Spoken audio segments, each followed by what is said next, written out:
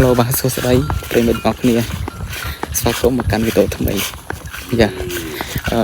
អ្នកនរគ្នាខ្ញុំបាទគឺជា admin ប្រចាំនៅ YouTube channel មួយនេះដែលនិយាយពីព្រឹត្តិការណ៍ផ្សេងៗនិយាយពីជាចំណេះដឹងទូទៅសម្រាប់បងប្អូនយើងហ្នឹងហើយ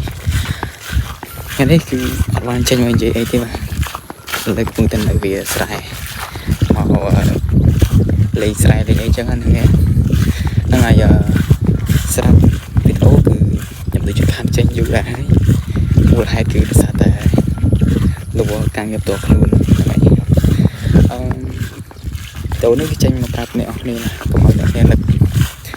ថាបាត់អត់មានតណាយូរអញ្ចឹងហ្នឹងហើយក៏មានតនឹងប្រាប់អ្នកនរគ្នាដែរថានឹងមានវីដេអូថ្មីចាប់ថានេះហើយខ្ញុំនឹងមកធ្វើវីដេអូវិញហ្នឹងហើយសកម្មថាមានបងប្អូនទាំងគ្នានៅតែបន្តគ្រប់គ្រងរបស់ខ្ញុំបាទហ្នឹងហើយក៏អរគុណសម្រាប់ការគ្រប់គ្រងដូចជាទស្សនាវីដេអូតាំងពីដើមមកអញ្ចឹងអត់មានអីច្រើនទេបាទថ្ងៃនេះមានតែប៉ុណ្្នឹងហើយ